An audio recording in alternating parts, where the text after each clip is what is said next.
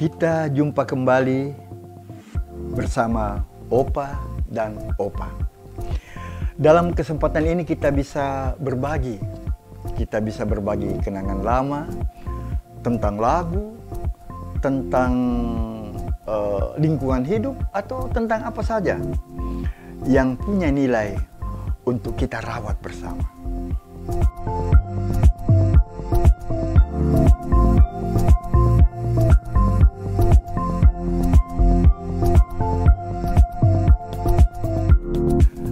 Sejak tahun 66, saya menyiar di radio. Pada waktu itu, radio itu disebut sebagai radio amatir. Mungkin kita masih ingat, orang-orang yang seusia dengan saya, radio itu pesawat pemancarnya itu dirakit sendiri. Antenanya hanya terbuat dari bambu. Tapi kelebihannya, kita sudah bisa berkomunikasi, berbagi informasi dengan pendengar-pendengar pada waktu itu. Nah, pada waktu itu, di antara sekian ratus lagu, ada dua buah lagu yang sangat menarik perhatian saya. Bukan karena hanya syairnya yang romantis, irama lagunya yang juga romantis, tetapi temanya. Tema itu bercerita tentang potret kekasih. Di Indonesia ada penyanyi Dia Iskandar menyanyikan lagu Potret Kekasih. Potretmu kasih kau kirimkan padaku dari rantau sana. Yang unik, di Amerika sana ada juga penyanyi yang menyanyikan lagu itu. Lagu yang temanya seperti itu, yaitu Matt Monro menyanyikan lagu Portrait of My Love. A portrait of my love, for those miracles I'll never see. Tentu Anda akan bertanya-tanya, apakah begitu penting itu potret seorang kekasih sehingga harus dibuatkan lagu? Boleh jadi. Sebab waktu itu, kesenangan atau kebiasaan anak-anak muda pada waktu itu, anak-anak remaja pada waktu itu adalah menyimpan foto orang yang dikasihinya di dalam dompetnya. Itulah yang dibawa kemana-mana. Dibawa tidur, dibawa jalan, dibawa ke sekolah, dibawa ke tempat wisata dan lain-lain. Nah, berbicara tentang foto, berbicara tentang potret, dulu untuk membuat sebuah potret, sebuah foto itu tidak semudah sekarang. Dulu kita harus mengunjungi studio-studio foto yang menyediakan jasa untuk mempotret kita. Di Makassar ada di Jalan Sulawesi, di Jalan Irian, ada di Jalan Buntu Torpedo, dan ada juga di Jalan Gunung Merapi. Tetapi ada satu yang paling populer pada waktu itu, terdapat di Jalan Sumba. Karena apa? Itulah yang dianggap yang memodernisasi style gaya foto pada waktu itu. Dia memakai lighting yang lebih baik daripada yang sudah ada sebelumnya. Waktu itu belum dikenal foto yang berwarna. Masih foto hitam putih. Walaupun ada beberapa toko foto yang menyediakan jasa bersedia mewarnai foto-foto hitam putih itu. Dengan apa? Dengan tangan. Jadi foto hitam putih itu dikerjakan dengan sehati-hatinya, memakai kuas, memakai bahan pewarna khusus untuk membuat foto hitam putih itu menjadi berwarna. Ukuran foto itu macam-macam. Untuk kartu pelajar itu membutuhkan ukuran, kalau saya tidak salah ingat, 2 kali 3 cm. Ada lagi untuk KTP 3 kali 4 cm. Gunanya, satu, untuk dipakai sebagai kelengkapan kartu tanda penduduk, KTP. Dipakai untuk kartu pelajar. Kemudian dipakai untuk, ini dia yang paling penting ini, dipakai untuk kenang-kenangan. Saya ingat di tahun 70-an, toko-toko foto itu sudah mulai menjual kamera-kamera, di mana sebelum itu kamera adalah barang yang langka. Dan pertama didominasi oleh kamera-kamera yang berasal dari Eropa, seperti kamera Contax, Hasselblad, ada lagi kamera Leica dari Jerman yang paling terkenal lensanya.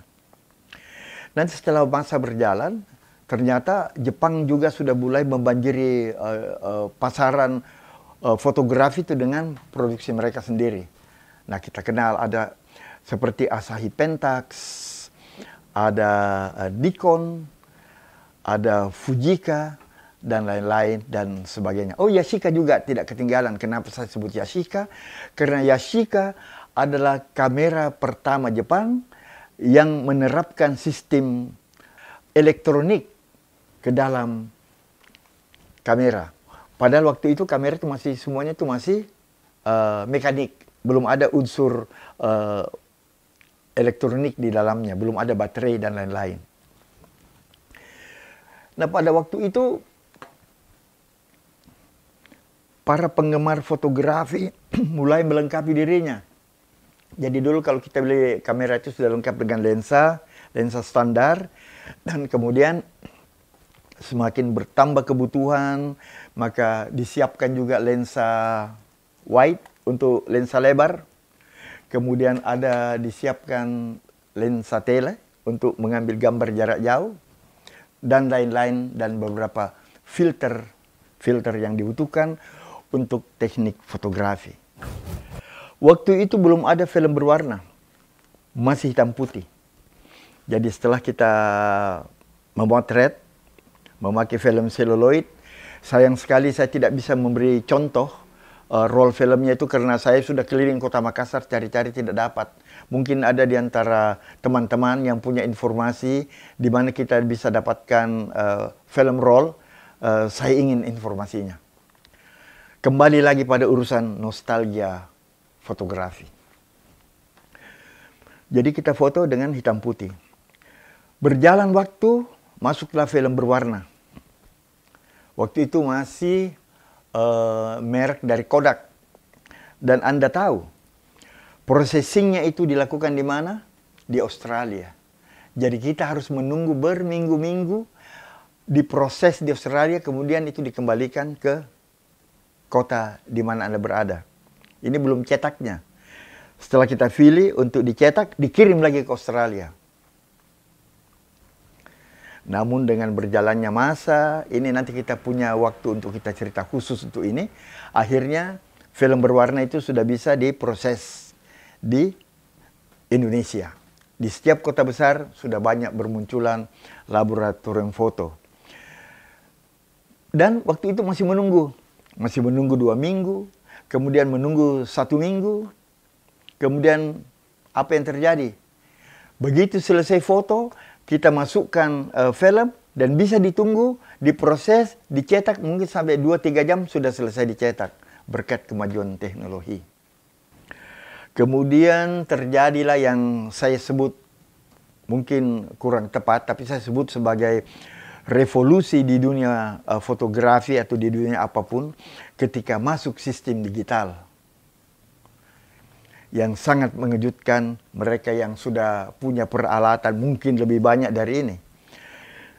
Jadi waktu itu sudah tidak memakai film roll, film seluloid, tapi sudah memakai memory card. Nah, saya masih ingat ini adalah antara dari generasi terakhir kamera yang memakai film roll sebelum masuk ke era digital.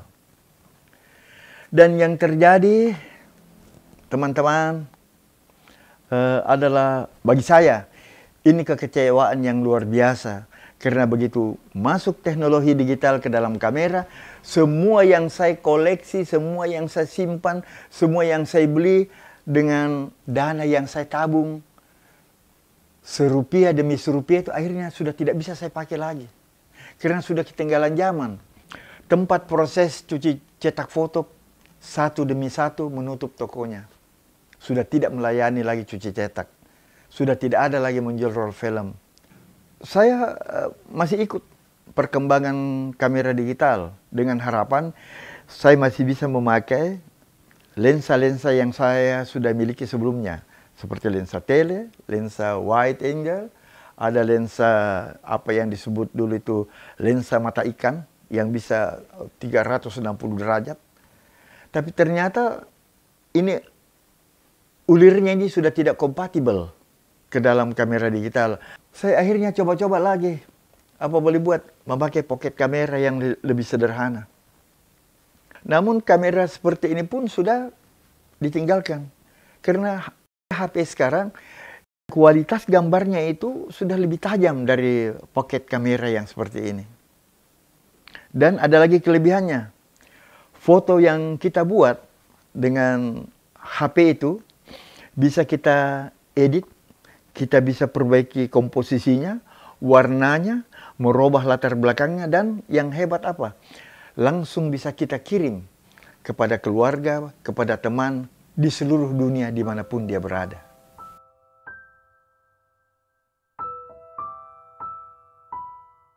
Jadi yang tertinggal dari lagu Potret Kekasih sampai kepada urusan kamera ini, sisa apa? Sisa kenang-kenangan bahwa dulu ada yang disebut potret kekasih yang menjadi gambar wajib ada di kantong setiap remaja tempo dulu. Zamannya Opa.